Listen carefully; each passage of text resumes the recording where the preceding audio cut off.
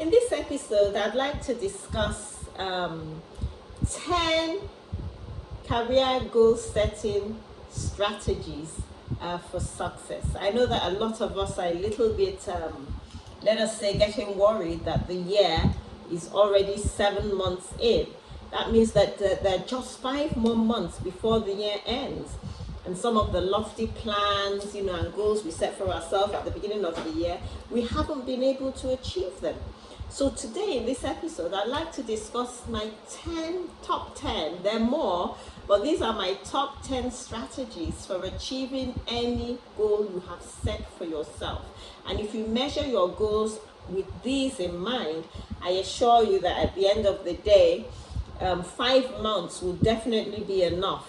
That is the 5 months before the year ends will definitely be enough for you to be able to achieve the career goals you've set for yourself.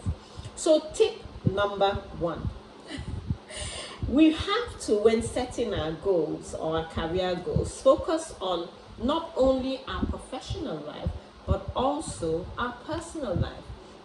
And the reason for this is because human beings are social beings, and your career alone will not give you the fulfillment, and the peace, and the, feeling of achievement and accomplishment that you require to be a happy human being.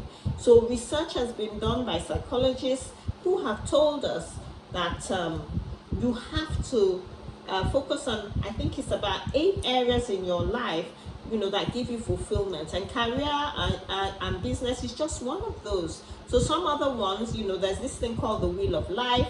I'm going to do a class on it, or maybe an episode on it somewhere down the line. But that Wheel of Life focuses on about 8 areas, and some of them include your career, your finances, your spirituality, your health, your personal development, your relationship with family, your relationship with your significant other, any charitable or philanthropic activities you might be inclined to embark upon. I think that's about 8. Sometimes they might include other ones. Vocation might be part of it. So it's very important that when you're focusing, creating your career goals, you must focus on your career as well as other areas in your life, because those other areas in your life have the ability to either negatively or impact on your career. So mind you, you just might be focusing too much on your career, or your career is not in alignment with your personal life, and that misalignment can lead to lack of success in achieving any given goal. Tip number 2, you have to be careful not to create too many goals. I think the rule of thumb is about 5, top 7 career goals in any given year.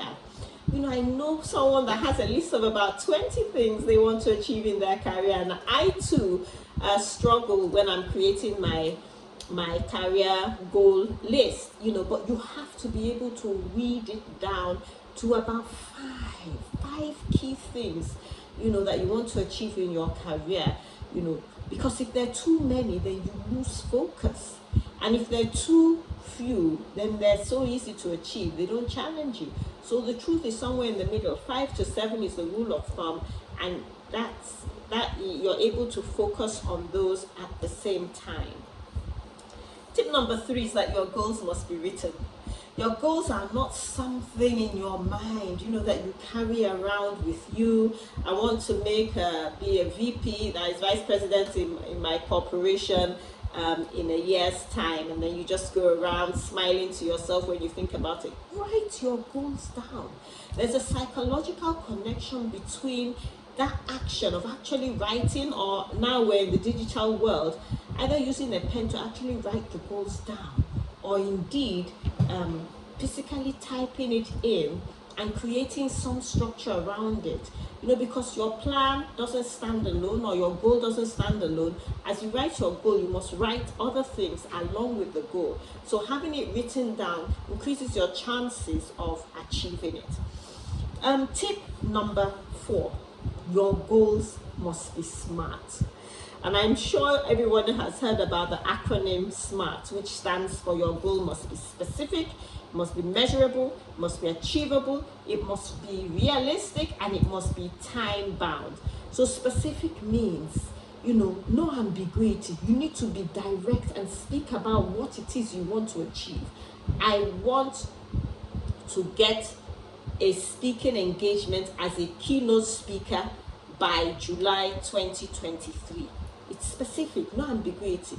Or in terms of, let's say, weight loss, I want to lose 10 kg by July 2023.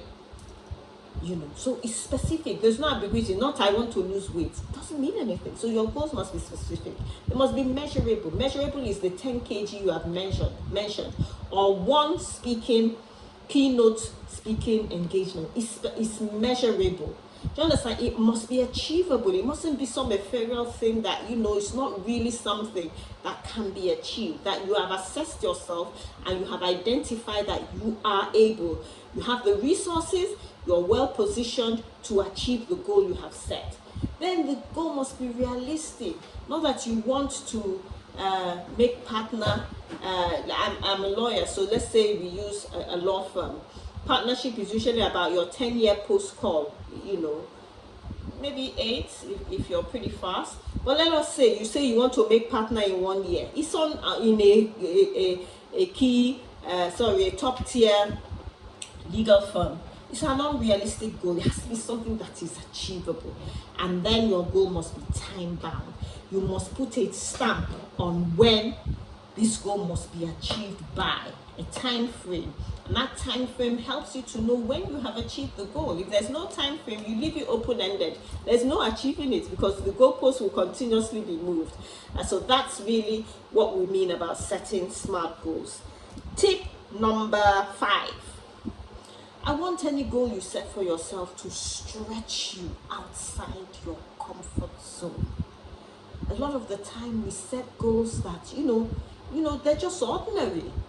It doesn't stretch you. You don't become uncomfortable.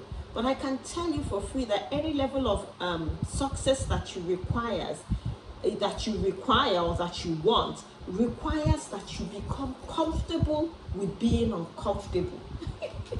I hope it makes sense. Because it's when you have that discomfort that magic happens. But nothing happens in the comfort zone. Nothing happens in the ordinary, in the place of the ordinary. So your goal must stretch you, must cost you something. It must make you wake up in the middle of the night to do the work. It must make you work after hours, or it must make you go the extra mile in order to achieve it. So that at the end of the day, when you achieve it, it will be ever so sweeter to you that all the effort you put in, yielded the results you wanted. Tip number 6, and I relate this to tip number 5, which talks about a comfort zone. Your goal must be compelling. It must be compelling enough to make you take action. A lot of the time we set mediocre goals that don't mean anything. Your goal must have some personal significance to you. It must change your situation. Your goal must be such that when you achieve it, something has changed.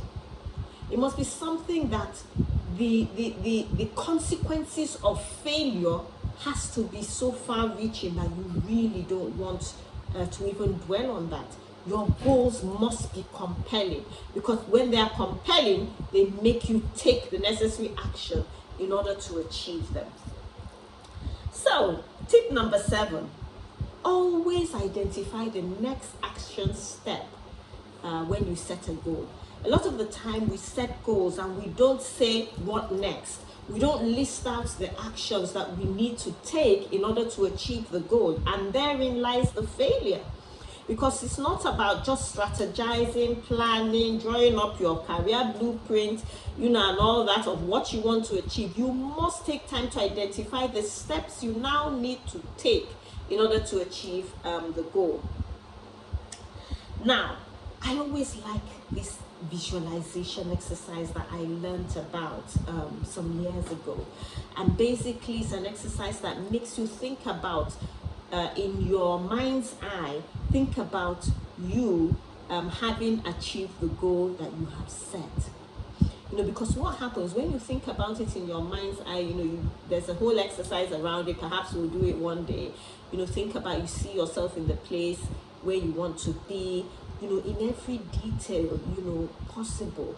Your mind's eye is not able to identify when something is just, make believe and when it's real.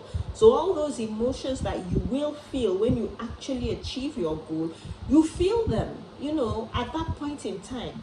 And what now happens to you is that there becomes a yearning in your spirit to do the things you need to do to replicate that feel-good feeling that you felt when you did the visualization exercise.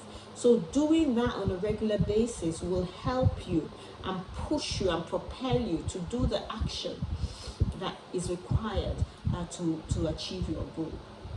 I think number 9 is that your goals must be kept visible. A lot of the time we have our goals, yes, they're written and everything, but we don't look at them daily. I've got my goals pasted up on the wall in my office, and I see it every day when I'm getting ready, after I've gotten ready for work, and I come down to my study, I see my goals, I look at them, I tick some off, I berate myself for not doing some. Keep them visible. Even if it's electronic, make sure it's a place you go to on a daily basis, because it keeps you centered. It brings you back to the place of alignment if you go off course. And it also, pushes you in your spirit to want to do the things you have said you're going to do. And tip number 10, find a role model or a mentor who can help you, who you will be accountable to.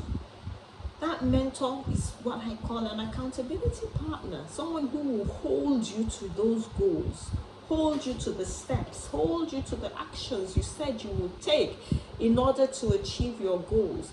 Because when you're accountable to someone who you respect, you go the extra mile, someone you don't want to disappoint, someone who you want to give you a good pass mark or whatever it is. So those are my top 10 tips for achieving our career goals. And if you go through this, I want to encourage you today that it's not too late to get back on track with the goals that you've set. I know that at the beginning of the year, they call them New Year resolutions, but you can have a resolution anytime you want to. And I believe now is the time to do the things you need to do in order to achieve the goals you set for yourself at the beginning of the year. And if you remain committed, steadfast, and focused, you will achieve your goals. A word of caution, though, is that not all action are equal. And you really have to be able to identify the actions or action that it has no value, and to put forward the ones that are valuable to your progress. And at the end of the day, I assure you, success will be yours. And if you ever want a listening ear, someone to guide you along the way on your career journey, please send an email to co@chinyoculture.com, and I'll be happy to listen. Catch you later.